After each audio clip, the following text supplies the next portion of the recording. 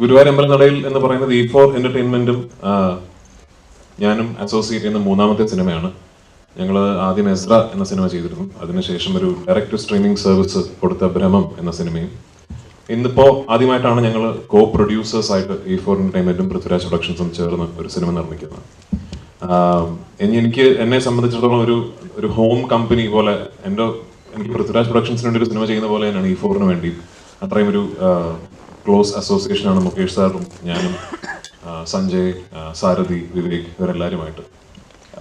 ഈ കഥ ഞാൻ കേൾക്കുന്നത് കുറച്ച് വർഷങ്ങൾക്ക് മുമ്പാണ്. ഞാൻ പല വേദികളിലും പറഞ്ഞിട്ടുപോലെ അന്ന് ബേസിൽ ജോസഫ് എന്ന താരോദയം സംഭവിച്ചിട്ടില്ല. അതുകൊണ്ട് തന്നെ അന്ന് ഈ കാസ്റ്റ് അല്ലായിരുന്നു ആക്ച്വലി. മറ്റൊരു രീതിയിലുള്ളൊരു ഒരു കാസ്റ്റിങ്ങും ഒരു കൺസെപ്ഷനും വെച്ചിട്ടാണ് ദീപു ഈ സ്ക്രിപ്റ്റ് എന്നോട് പറയുന്നത്. പിന്നീട് ഞാനും ആടുജീവിതം അതിന്റെ തിരക്കുകളൊക്കെ ആയിട്ട് പോയി. കുറച്ച് വർഷങ്ങൾക്ക് ശേഷം ഈ കഥ വിപിന് ചെയ്താൽ കൊള്ളാമെന്ന് പറയുകയും അങ്ങനെയാണ് ഈ പ്രോജക്റ്റ് വീണ്ടും ഓണാവുന്നത്. അതിൽ വിപിൻ വരുത്തിയ ഒരുപാട് മാറ്റങ്ങളുണ്ട് ഈ സ്ക്രിപ്റ്റിലും ഒക്കെ തന്നെ. അതിൽ ഏറ്റവും വലിയ മാറ്റം ഈ ഒറിജിനലി പറഞ്ഞ കാസ്റ്റിംഗിൽ നിന്നും ഈ രണ്ട് കഥാപാത്രങ്ങൾ ബേസിലും ഞാനും ചെയ്യുക എന്നുള്ളതാണ്. അപ്പൊ സ്വാഭാവികമായിട്ടും ഈ രണ്ട് കേന്ദ്ര കഥാപാത്രങ്ങൾ മാറുമ്പോൾ ചുറ്റും നിൽക്കുന്ന എല്ലാ ആക്ടേഴ്സിന്റെയും കാസ്റ്റിംഗ് മാറേണ്ട ഒരു ആവശ്യം വരും. അങ്ങനെയാണ് ഈ സിനിമയിൽ ഇപ്പൊ നിങ്ങൾ ഈ കാണുന്ന ഇത്ര മാത്രമല്ല കേട്ടോ, ഒരു 10-40ഓളം ആർട്ടിസ്റ്റുകളുള്ള സിനിമയാണ്. അപ്പൊ ഈ ഒരുപാട് ഒരു ഫ്രഷ് ആയിട്ടുള്ളൊരു പെയറിങ്, നായകൻ നായിക എന്ന് മാത്രമല്ല, ക്യാരക്ടർ ആക്ടേഴ്സ് ആണെങ്കിലും സീനിയർ ആക്ടേഴ്സ് ആണെങ്കിലും എല്ലാം ഒരു ഫ്രഷ്നെസ് ഉണ്ട് ഈ സിനിമയുടെ കാസ്റ്റിംഗ്. ഒരുപാട് നാളുകൾക്ക് ശേഷമാണ് ഞാൻ പേഴ്സണലി ഇത്രയും നടന്മാർ ഒരുമിച്ചൊരു സെറ്റിൽ ഉണ്ടാകുന്ന ഒരു സിനിമയിൽ അഭിനയിക്കുന്നതും അത്തരം ഒരു സെറ്റിൽ ഞാൻ ഉണ്ടാകുന്നതും ഒരുപാട് നാൾക്ക് ശേഷമാണ്. ഈ സിനിമയിലെ ഏറ്റവും വലിയ സന്തോഷവും അത് തന്നെയായിരുന്നു. ഒരു വലിയ കാസ്റ്റിന്റെ കൂടെ ഭയങ്കര ഫൺ ആയിട്ടുള്ളൊരു സിനിമ ചെയ്യാൻ സാധിച്ചു എന്നുള്ളത്.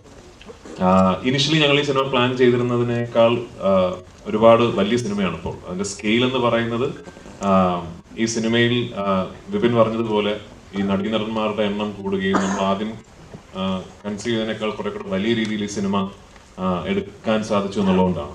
പക്ഷെ ആസ് പ്രൊഡ്യൂസേഴ്സ് മുകേഷ് സാറിനും എനിക്കും ഈ അവസരത്തിൽ വിപിന്റെ ടീമിനോടും, അതായത് വിപിൻ പറഞ്ഞ പോലെ കുറെ പുതിയ ആൾക്കാരാണ് ഈ ടീമിൽ കൂടുതലും ഉള്ളത്, ആ ടീമിനോടുമാണ് നന്ദി പറയേണ്ടത്. കാരണം ഒട്ടും സ്ട്രെസ്ഫുൾ അല്ലാത്ത, വളരെ എൻജോയ് ചെയ്ത് ഒരു ടെൻഷൻസും ഇല്ലാതെ തീർന്ന ഒരു ഷൂട്ടിംഗ് പ്രോസസ്സാണ്.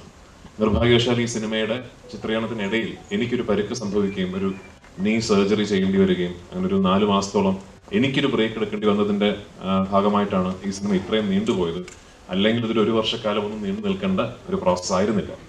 എന്നിരുന്നാലും ഇന്നിപ്പോൾ ഭംഗിയായിട്ട് ഈ സിനിമ ചെയ്തു തീർക്കാൻ സാധിച്ചു. ഈ 16-ാം തീയതി ലോകമെമ്പാടുമുള്ള തിയേറ്ററുകളിൽ ഒരു വലിയ റിലീസായി ഈ സിനിമാ പ്രേമികൾക്ക് മുമ്പിൽ എത്തുകയാണ്. നിങ്ങളുടെ എല്ലാവരുടെയും അനുഗ്രഹവും പ്രാർത്ഥനയും ഈ സിനിമയ്ക്ക് ഉണ്ടാവണം. Thank you so much.